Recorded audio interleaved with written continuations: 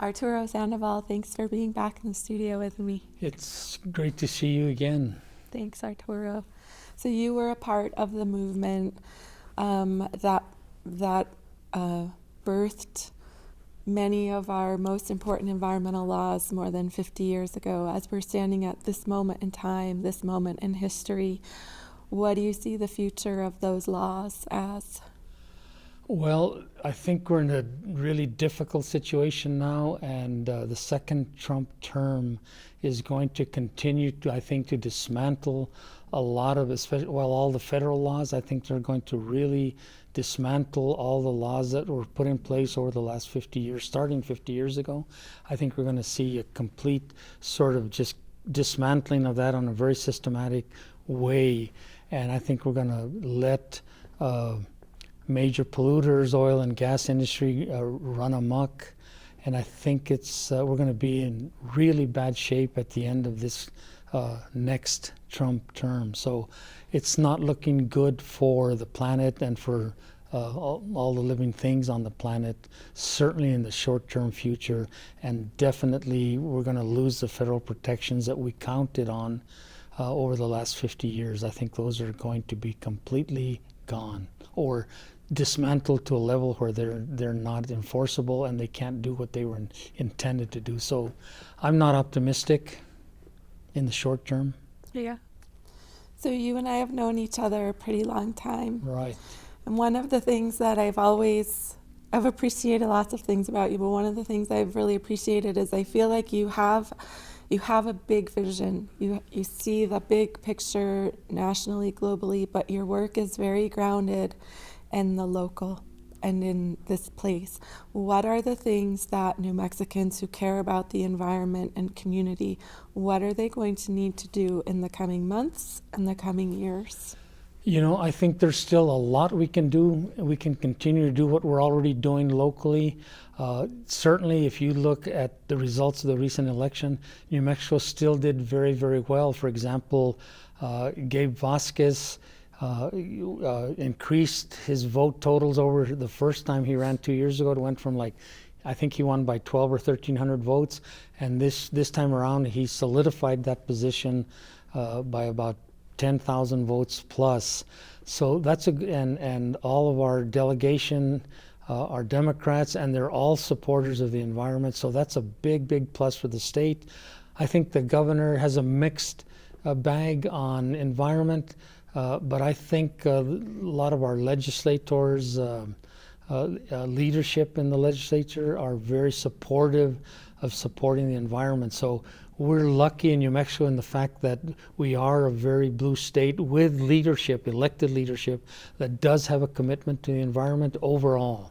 You know, not all of them, but overall there's a strong commitment. So we have a great opportunity here in New Mexico to keep protecting this particular place that we love so much. We're also blessed in New Mexico that the indigenous tribes, the Pueblos and Navajos and the Jicarilla and the Mescalero, have land bases, and I think they have a deep cultural value for protecting place, and we're blessed to have them living in New Mexico because I think they're doing more than their part to protect our water and our land bases, and they're not overdeveloping them, and they're very, very cognizant of needing to protect these places. So we're blessed in New Mexico to have them here.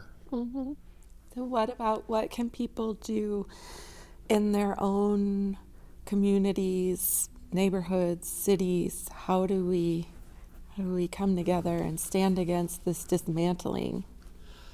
Well, again, I think it's organized.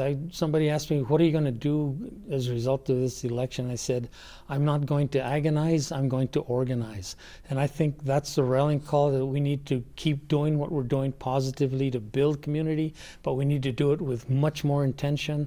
We have to really reach out now to other groups and organizations and neighbors to continue to build the positive things we can do.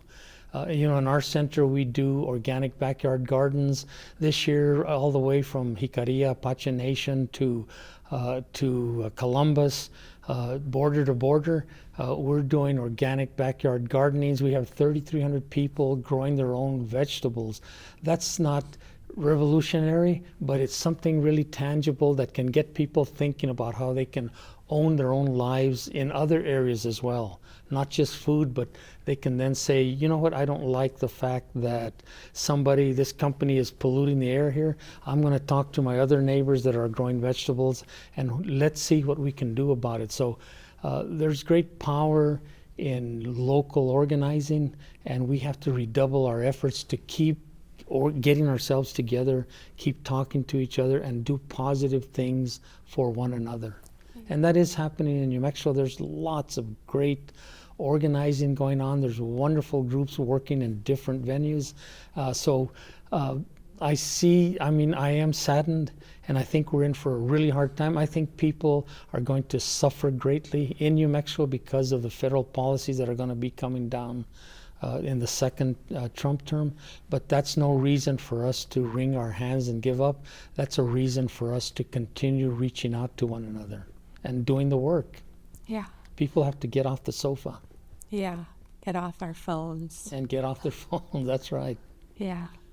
So one of the things that we've talked about in the past, and I don't think we can talk about this enough, for people who kind of are our allies, our accomplices, are people who care about community, about New Mexico, about land and water and air. How do we work better together while respecting one another's differences, different histories, different cultures, different needs?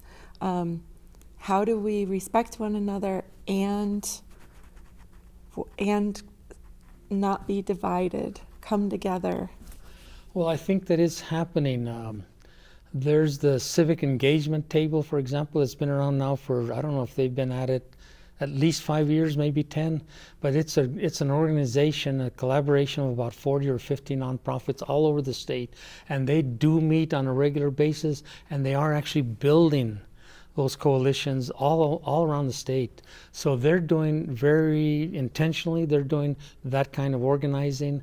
I think a lot of us that are in the nonprofit world and working on these issues of air, water, and land protection do reach out to each other, and we see the need and the value in collaboration. In our center, we're much more effective when we reach out to other groups.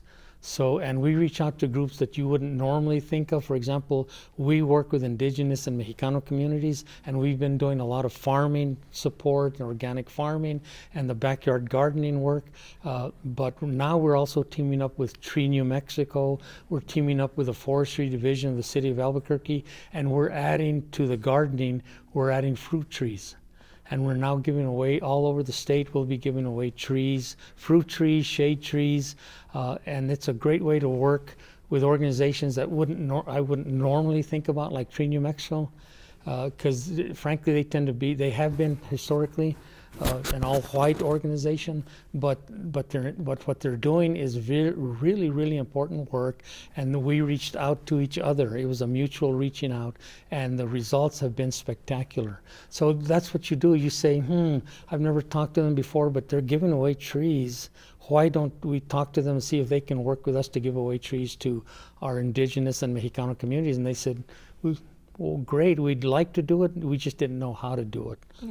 And we learn from them. We're learning a lot from them. So I think that is going on. I see a lot of that work among groups. And like I say, I think the leaders in that have been that civic engagement table. They're doing astounding work on the policy level. Any advice for people who might be feeling a little agonizing right now, or feeling a little bit hopeless, or like they want to leave the United States? Or well, I think another thing we have in New Mexico is a deep sense of place and time, and a perspective on time. Mm-hmm. So I know, for example, that Puebloans have been here for thousands and thousands of years. So for them, a 4-year term is like a blip. It's like nothing, and they know they'll survive it.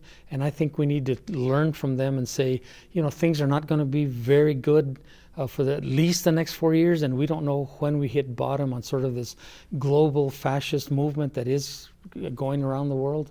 But we know that 4 years or 8 years or 20 years is a blip. So we have work to do. We have visions of the society we want to see, and regardless of what happens, we can still keep building towards that. And New Mexico is a beautiful place to do it because of our history, who is actually living here.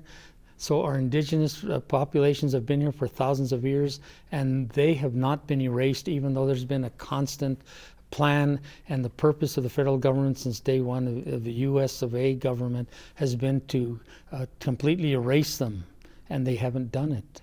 So if they can survive 400 years of Spanish and American colonization, then those of us here can survive 4 years of Donald Trump's colonization. Arturo, thank you. You bet.